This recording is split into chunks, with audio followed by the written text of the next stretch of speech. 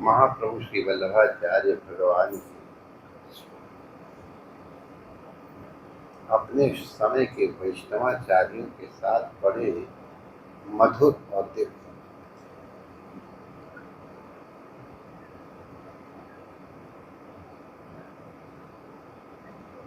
केशव कश्मीरी जी, उन्होंने अपने पुत्र को ही बात संप्रदाय आचार्य जी ने अपने पुत्र को ही भागवत की दक्षिणा के रूप में आचार्य श्री को प्रदान किया, और जिन्होंने पूज्य आचार्य श्री के अनेक ग्रंथों को लेखबद्ध किया। चैतन्य महाप्रभु जी का भगवान का बड़ा सम्मेलन, उनके साथ श्री जगन्नाथपुरी की यात्रा भी की। ऐसा हमको संस्कार है कि अप्रैल में एक बार भगवान चैतन्य महाप्रभु आए थे, वो शीघ्रता हो गया जो भी है, तो उनको प्रसाद पवाने के लिए आचार्य श्री ने कहा ठाकुर जी को भोग लग जाएगा, पहले संतों को भोग करना। ऐसा हमने समझ किया। आपस में उनकी चर्चा चल रही थी, तो एक बड़ी अद्भुत घटना है जिसकी चर्चा हम करना चाहेंगे। दोनों आप आचार्यों की चर्चा हो रही थी कि भगवान का ध्यान किस प्रकार से किया जाए। तो एक आचार्य भगवान का था, तैल धारा भक्त की वृत्ति बनी रहनी चाहिए। तो उन्होंने कहा भक्त वो है जिसकी चित्त वृत्ति बैल के सींग के नोक के ऊपर। आप लोग नहीं जिन्होंने देखा होगा, कम से कम कल्पना कर सकते हैं, बैल पशु है, वो स्थिर नहीं रहता है, उसका सिर हिलता रहता है।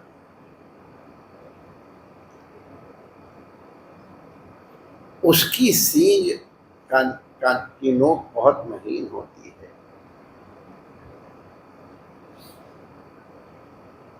एक आचार्य श्री का वचन है कि बैल की सींग की नोक के ऊपर जितनी देर सरसों का दाना, अब आप ध्यान करें, सरसों का दाना गोल होता, गोल चीज तो वैसे ही लुढ़कती है, फिर एकदम नोक के ऊपर रखी है, फिर चंचल वृषभ के सींग के ऊपर रखी है, कितनी देर स्थिर रहे। उनका मत था कि जितनी देर बैल के सींग की नोक के ऊपर सरसों का दाना टिकता है, उतनी देर भी भक्त के हृदय की चित्तवृत्ति भगवान से अलग नहीं होनी चाहिए।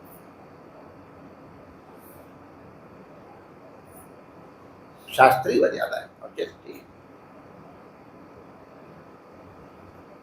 आचार्य श्री ने निवेदन किया,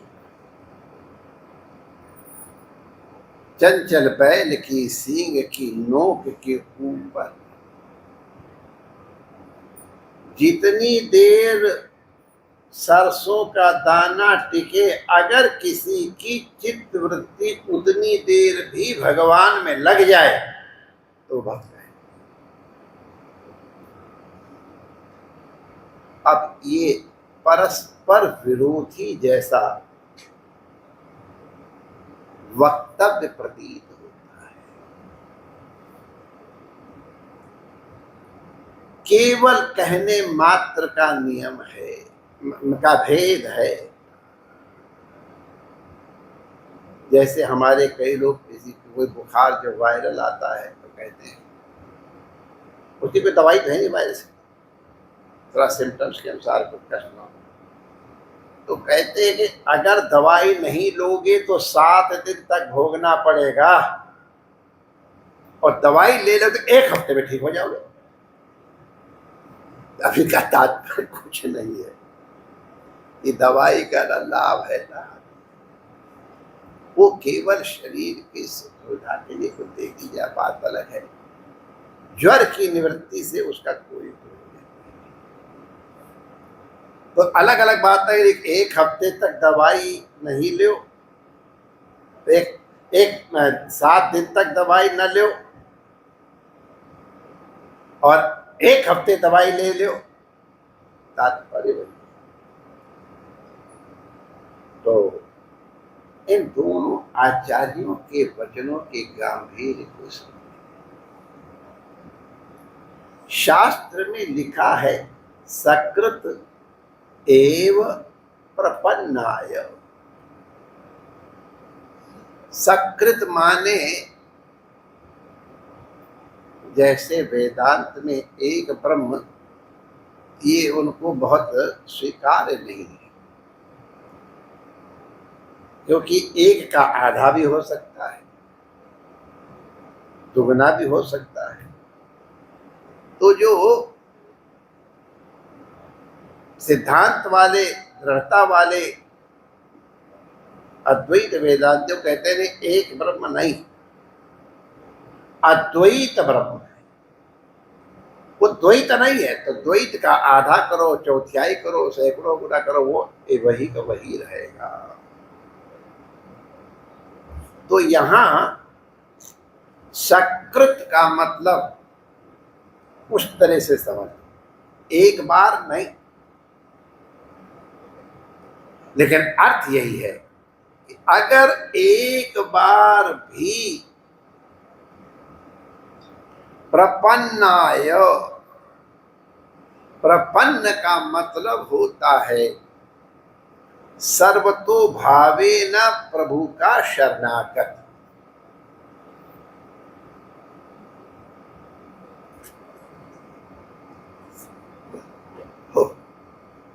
ये मैं कोई शास्त्र नहीं सुना रहा हूँ, हंसने की बात सुना रहा हूँ। हमारे संतों के बड़े मजेदार बातें होती हैं। तो एक जन ने कहा था कि हमारा नाम, अब उनका बड़ा प्रसिद्ध नाम है इसलिए उनका नाम नहीं ले रहा हूँ महात्मा का, लेकिन इसी तरह का नाम था। तो